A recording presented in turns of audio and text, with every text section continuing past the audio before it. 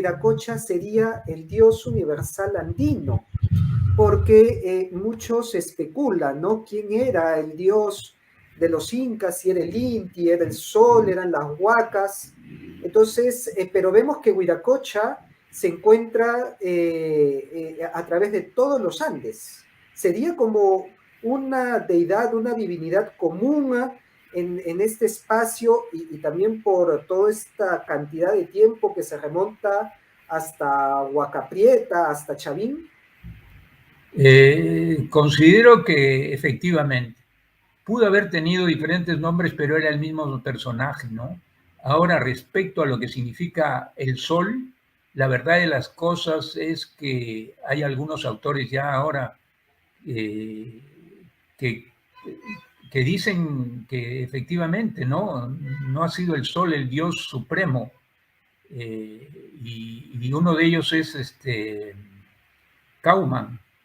Y en ese sentido, sí, en ese sentido, ahora que vemos la representación de este señor, es la representación de un rostro, no es el sol. Y el sol ahí constituye una máscara, no es otra cosa que una máscara, ¿no? Se dice que el dios Viracocha se escondía detrás de la máscara del sol, ¿no? Inclusive se habla en las crónicas de que la gente no podía verlo directamente porque era una luz muy fuerte, ¿no?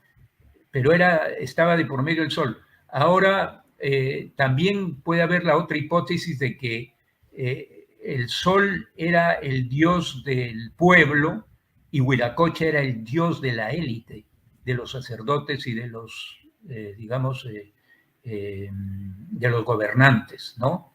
Era un dios supremo, era un dios que tenía una connotación más, vamos a decir, más intelectual, que requería de otros conocimientos para poder, digamos, reconocerlo como tal. Entonces, por lo tanto, ahora, ya... perdón, para Ajá, complementar, sí. hay una versión también que se señala que todo esto viene también, digamos, producto de las crónicas, que había un interés.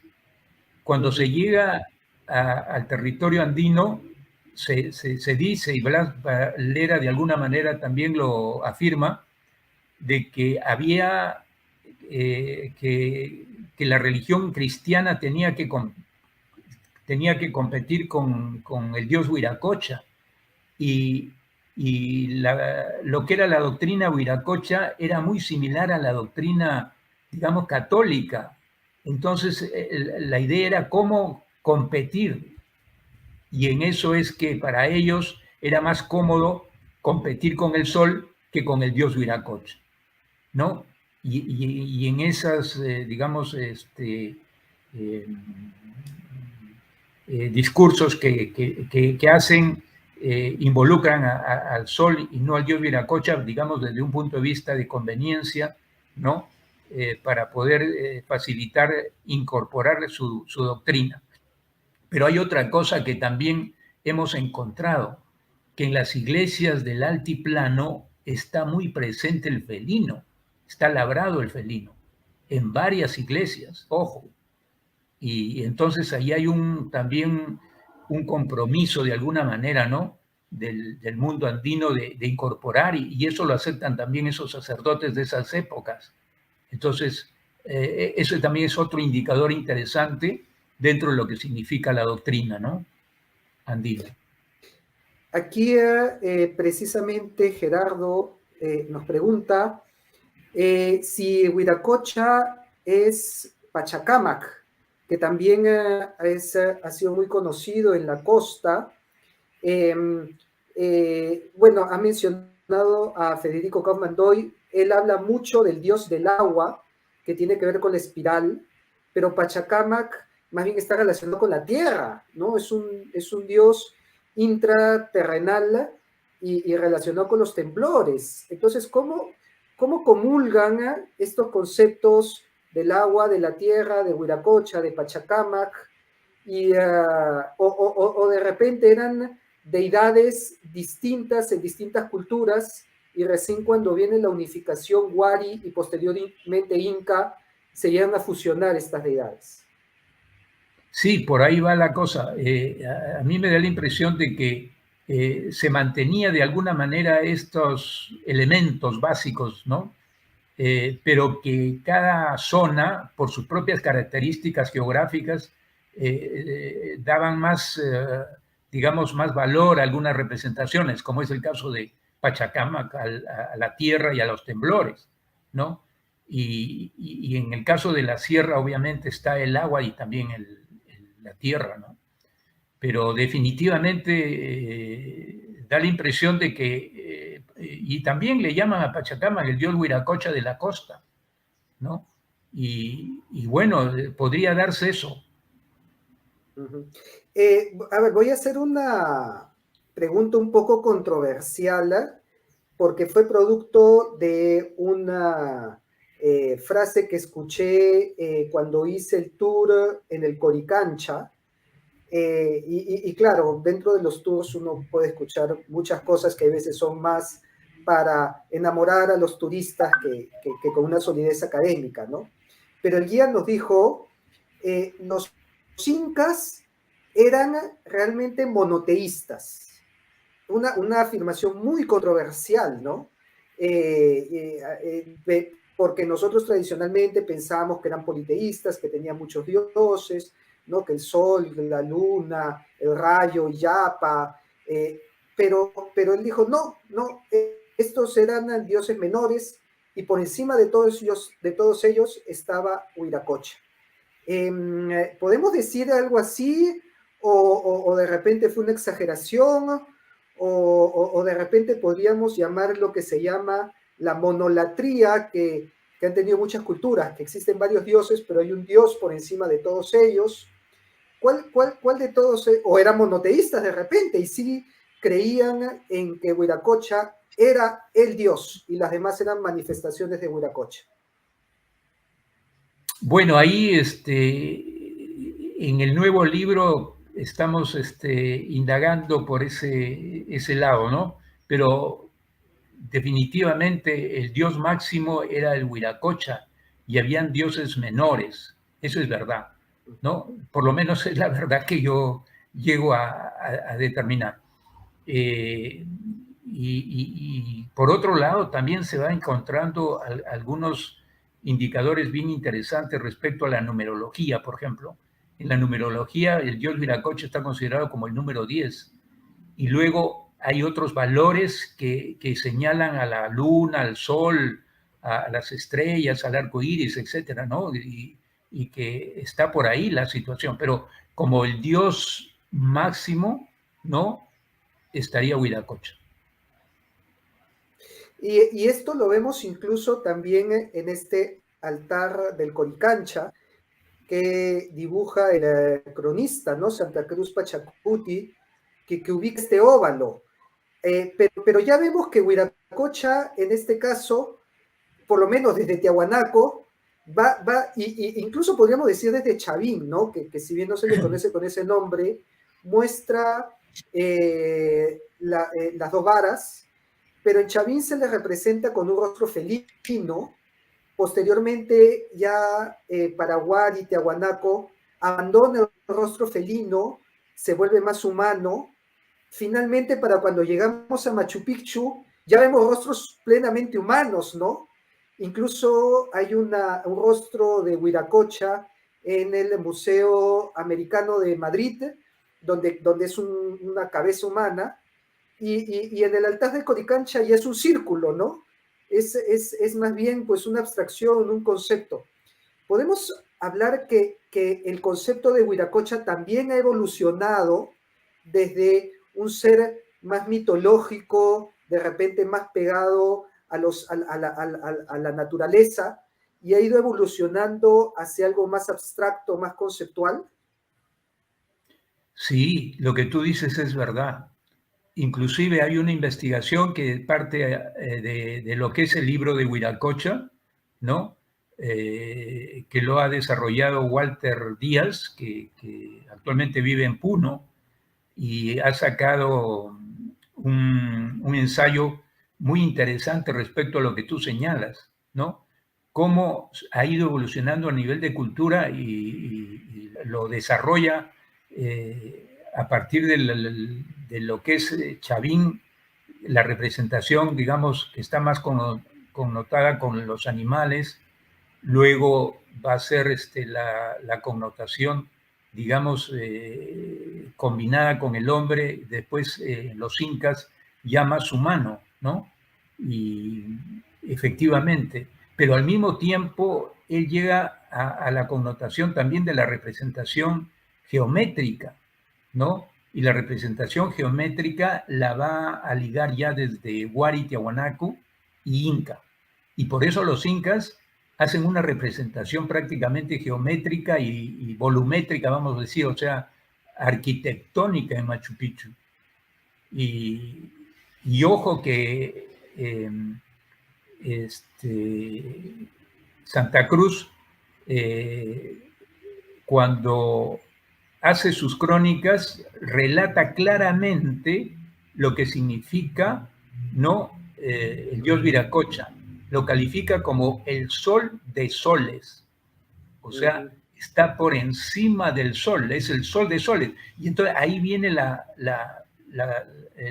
aspecto de, podríamos decir, la confusión de los cronistas, que no se refieren al sol de soles, sino, perdón, se refieren al sol de soles, pero señalan al sol. Entonces, cuando en los últimos días de vida de Pachacútec, también habla del sol que lo espera, ¿no? Que lo espera y se estaría refiriendo al sol de soles, no al sol propio. Precisamente, Entonces, hay que darle una interpretación en ese sentido, ¿no? Precisamente Pachacútec es uno de los grandes reformadores, ¿no? Según expresa su libro, se muestra cómo él, en base a una experiencia que tuvo narrada por Juan de Betanzos, hace una reforma que incluso podríamos llamar una reforma teológica, ¿no? Porque es un cambio en la concepción de las deidades. A ver, ¿cómo podría explicarnos un poco más de esto? Bueno, mira, esto lo explica claramente María Rostorovsky. María Rostorovsky ha hecho un estudio muy profundo respecto a Pachacútec, ¿no? Y lo señala muy claramente, que Pachacútec pues hace los cambios, ¿no? Religiosos y incorpora, inclusive justifica, ¿no? Porque se señala que convoca a unos sabios de la época y les pregunta, ¿quién es el dios? ¿No? ¿Es el sol o es Huiracocha? Y si es el sol, ¿por qué es el sol? Y se preguntan, ¿cómo puede ser el sol el dios supremo si prácticamente se deja ocultar por las nubes? ¿Cómo puede ser el sol el dios supremo si prácticamente se mueve dentro de un ciclo, ¿no? Que significa que hay alguien que lo ordena que haga eso. Entonces, hace planteamientos muy interesantes respecto a que efectivamente, ¿no? Llega a la conclusión de que el sol, pues, no puede ser el Dios supremo. Acá, precisamente, nos colocan una pregunta sobre las semejanzas con el dios Kon, que también incluso se encuentra dentro del nombre, ¿no? Apu Kontiki, Huiracocha, Pachayachachic, un dios también costeño, expresado en los telares Nazca. ¿Cuál sería la relación de este dios con Huiracocha? Tiene connotaciones bastante similares. El dios Kon es el dios volador sin huesos, le llaman, ¿no? Y bueno, encontramos ahí, obviamente, algunas consideraciones que están ligadas a esa propiedad, por ejemplo, de volar, ¿no? de volar y luego de cambiar su fisonomía al invertir la imagen, ¿no? Entonces hay puntos referenciales similares, ¿no? Ahora, en cuanto al nombre del dios Kong, efectivamente hay variaciones, ¿no? Según los territorios, hay variaciones. Pero podemos ver que hay una relación de continuidad.